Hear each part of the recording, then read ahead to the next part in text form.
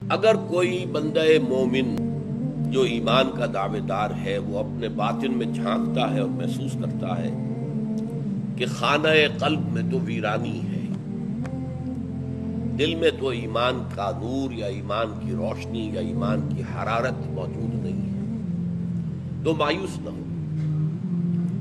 جان لو جیسے تم دیکھتے ہو زمین مردہ پڑی ہوتی ہے، پھر بارش برستی ہے تو زندہ ہو جاتی ہے، ایسے ہی اللہ تعالیٰ تمہارے دلوں کی مردہ زمین کو بھی اثر نو حیات تازہ سے سرفراز کر سکتا ہے۔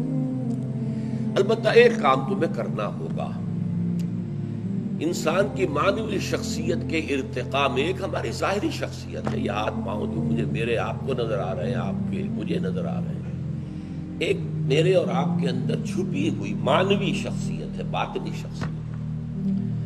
تو انسان کی معنوی شخصیت کے ارتقاء کو روکنے والی شے ہے، جس کو میں نے مثال دی تھی، اس کے لیے بریک لگا ہوا ہو جیسے گاڑی کو۔ اب آپ نے انجن سٹارٹ کر لیا ہے، پھر آپ ایکسلریٹر دبا رہے ہیں، گاڑی نہیں چل رہی، بریک لگی ہوئی، تو بریک نہیں کھولیں گے تو گاڑی نہیں چلے گی۔ اسی طرح معنوی شخصیت میں بریک ہوتا ہے حب دنیا، جس کا سب سے بڑا مظہر ہے حب مال۔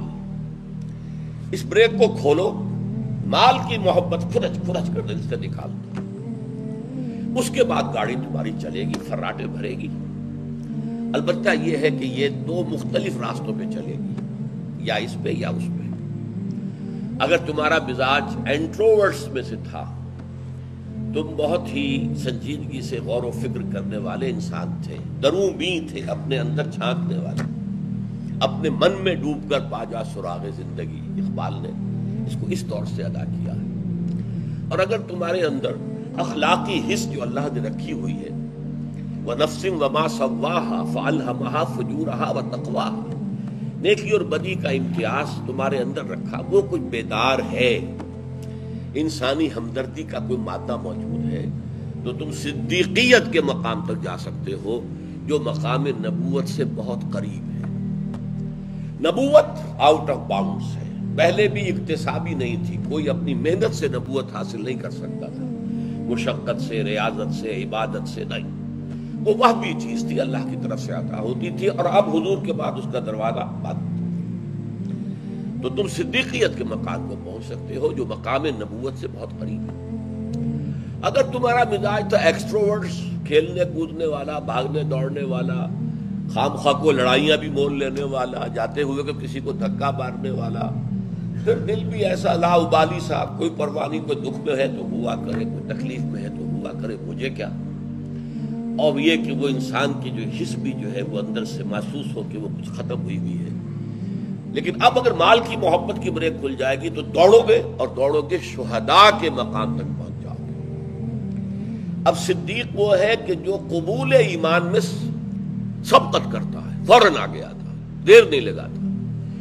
یہ جو دوسرے ہیں شہداء، ان کو اس میں تو دیر لگ جاتی ہے، اس لیے کہ طبیعت میں وہ مزاج نہیں، غور و فکر کا، سوچ بچار کا مادہ ہی نہیں، اخلاقی حس مردہ ہوئی ہوئی ہے۔ کہیں جذباتی طور پر ایموشنلی یہ غلاف پھٹتا ہے، تو پھر جب یہ بڑھتے ہیں عملی اعتبار سے صدیقین سے آگے نکل جاتے ہیں۔ ظاہر بات ہے کہ ایک ہے غور و فکر کرنے والا مزاج، درومی، اس کی جو ہے وہ قواعد عملیہ اتنی نہیں ہوتی ہے، بھاگ دوڑ، یہ وہ لڑائی بھڑائی، ٹھیک ہے، لیکن جس کا مزاج ہی وہ تھا، اس کے اندر یہ کہ وہ عمل کے میدان میں پھر صدیقین سے آگے نکل جاتے ہیں۔ لیکن اس کا یہ مطلب نہیں کہ مقام شہادت مقام صدیقیت سے برتر ہے، نہیں، معاذ اللہ۔ حضرت ابوبکر نہایت نحیف جسم کے مالک اور بڑے رقیق القلب انسان، لیکن ان کے اندر جو کوہ ہمالیہ موجود تھا، ان کی قوت ارادی، وہ مانعین زکوٰۃ کے معاملے میں ظاہر ہو گئی۔ حضرت عمر بھی کہہ رہے تھے کہ کچھ کمپرومائز کر دیجئے، ان سے تیسرا محاذ نہ کھولیے،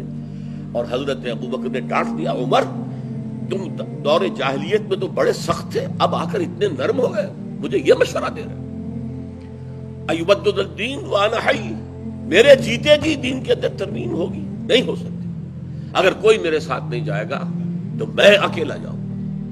اب یہ عظیمت کا پہاڑ ابوبکر میں تھا، لیکن اس کے اوپر وہ رقت قلبی، وہ جو ذاتی نیکی، وہ انسانی ہمدردی، یہ چیزیں جو ہے ان کا خلاف زیادہ تھا۔ جبکہ حضرت عمر، حضرت حمزہ وہ ایمان لائے. صدیقین تو بہت سے موجود تھے پہلے جو ایمان لا چکے تھے. عشرہ مبشرہ کے اکثر لوگ جو ہیں وہ صدیقین میں سے، لیکن یہ کہ وہ جرأت اور ہمت ابھی مسلمانوں میں نہیں تھی کہ وہ کھل کر آئیں اور بیت اللہ میں آ کر، حرم میں آ کر نماز پڑھیں. یہ حضرت عمر اور حضرت حمزہ کے ایمان لانے کے بعد یہ صورتحال پیدا ہو. تو ایک تو یہ ذہن میں رکھیے، لیکن رتبہ یقیناً شہداء کا کم تر رہے گا صدیقین سے. آخری بات میں کہہ رہا تھا، مجھے توجہ منعطف کرائی گئی کہ وہ بات رہ گئی. میں نے کہا تھا ایمبیورٹ لوگ یہ بہت شاذ جن میں یہ دونوں چیزیں، قواعد فکری، قواعد ذہنی اور انسان کے اندر کی حس نیکی کی اور بدی کی فرق کی، یہ بھی موجود، اور بھاگ دوڑ، سعی، جہد، جد و جہد، یہ بھی موجود، اور یہ انتہائی متوازن ہوں.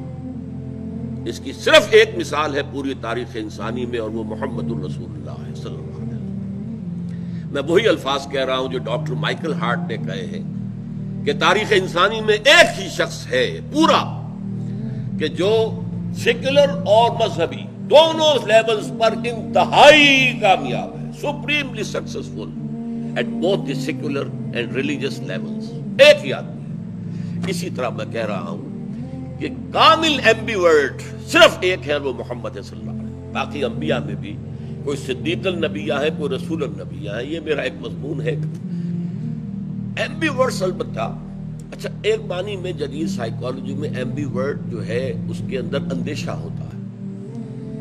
یہ جو توازن ہے یہ ذرا سا اگر کہیں ڈسٹرب ہو جائے تو انسان ذہنی مریض ہو جاتا ہے. اس توازن کا برقرار رکھنا آسان نہیں ہے. جیسے میں نے کہا ایک انسان، اب اگر کسی دوسرے انسان کے اندر یہ شخصیت ہے کہ دونوں پہلو موجود ہیں تو اسے برقرار رکھنا بہت مشکل ہے. صحابہ کرام میں صرف ایک حضور کے صحابی ہیں جو ایمبیورٹ، اور وہ حضرت علی ہے رضی اللہ تعالی. آپ کو معلوم ہے ایک طرف علم میں بہت بلند، فکر میں بہت بلند، اقضاہم علی، صحیح فیصلوں تک پہنچنے کی صلاحیت سب سے بڑھ کر میرے صحابہ میں علی کے اندر ہے. فکری، نظری، عربی گرامر انہوں نے مرتب کی ہے. بہت بڑے شاعر، بہت بڑے خطیب.